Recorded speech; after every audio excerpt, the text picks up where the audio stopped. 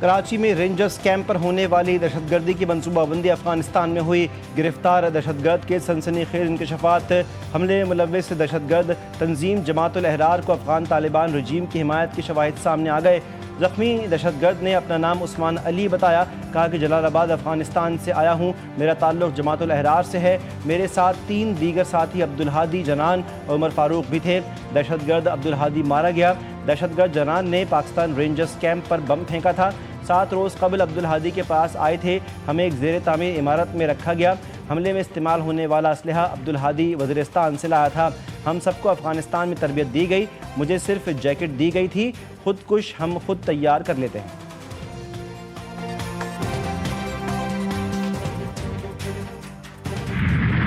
کراچی میں دہشت گرد حملے میں شہید رینجرز کے جوانوں کی نماز جنازہ ادا، وزیر داخلہ، گورنر اور وزیر اعلیٰ Sindh, D G rangers, civil اور عسکری حکام کی شرکت۔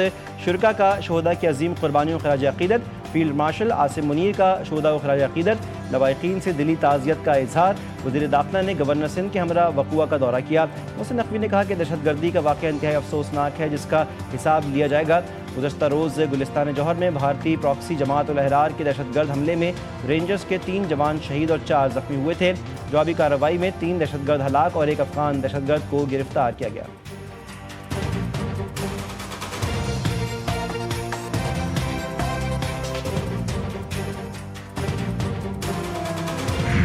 ایران اور امریکہ کے درمیان کشیدگی۔ سوئٹزرلینڈ میں رواں ہفتے شیڈول امریکہ ایران مذاکرات معطل۔ وال اسٹریٹ جرنل کے مطابق مذاکرات آبنہ ہرمز پر لڑائی کے باعث معطل ہوئے ہیں۔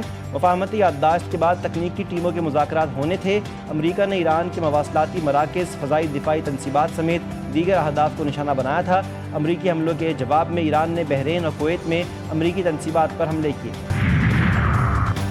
آبنہ ہرمز ایران کی ہدایات کے مطابق ہی چلے گی۔ ایران کی پارلیمان کی خارجہ پالیسی اور قومی سلامتی کمیٹی کے ترجمان ابراہیم رضائی کا 2 ٹوک پیغام، کہا کہ آبنہ ہرمز اب اپنی سابقہ صورتحال میں واپس نہیں جائے گی۔ دیگر ملکوں کے پاس ایران کی ہدایات تسلیم کرنے کے سوا کوئی چارہ نہیں ہوگا۔ ایکس پر اپنے بیان میں کہا کہ پاسداران انقلاب کی امریکہ کے خلاف فیصلہ کن کارروائی اور آبنہ ہرمز پر ایران کی خود مختاری کے اظہار کی مکمل حمایت کرتے ہیں۔ ہرمز میں آئندہ کے معاملات ایران کی پالیسی اور ہدایات کے مطابق چلیں گے۔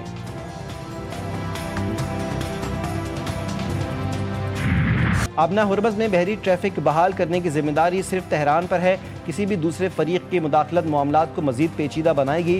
گزشتہ 2 راتوں کے واقعات واضح مثال ہیں۔ ایرانی وزیر خارجہ نے کہا کہ واضح کیا ہے کہ اسرائیل کا لبنان سے انخلا، حملے روکنا امریکہ کے ساتھ عبوری معاہدے کا لازمی حصہ ہے۔ عباس عراقچی نے عراقی وزیر خارجہ سے ملاقات کے بعد میڈیا سے گفتگو میں کہا کہ یہ جنگ پورے خطے کے لیے نقصان دہ ہے، خطے کو محفوظ رکھنے کے لیے تمام ملکوں کو کام کرنا ہوگا۔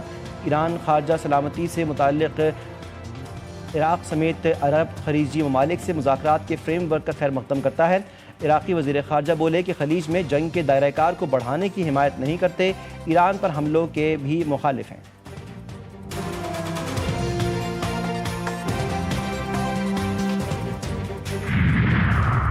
میناب اسکول کے جنگی مجرموں کو انصاف کے کٹہرے میں لایا جائے۔ ایرانی عوام کے خلاف امریکی اور اسرائیلی جرائم بین الاقوامی عدالتوں میں اٹھائے جائیں۔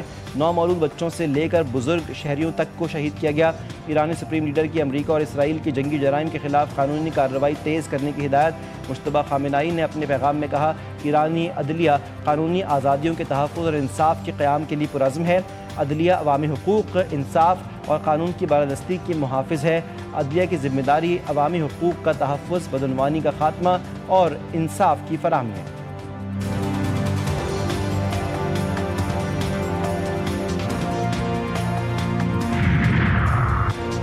امریکی صدر کی ایران کے خلاف مزید سخت فوجی کارروائی کی وارننگ، دھمکی دی کہ مزید تحمل ممکن نہیں، ایسا نہ ہو کہ ایران کا وجود ہی نہ رہے۔ امریکی فوج نے جنگ بندی معاہدے کی خلاف ورزی پر ایران کو نشانہ بنایا۔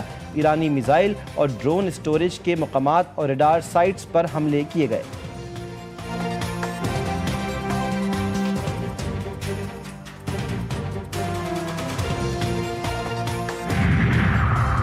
ایران نے لبنان سے اسرائیلی انخلا کی واضح ٹائم لائن مانگ لی۔ ترجمان ایرانی وزارت خارجہ اسماعیل بقائی نے کہا مقبوضہ لبنانی علاقوں سے غیر مشروط اسرائیلی انخلا کے لیے واضح ٹائم لائن طے کی جائے۔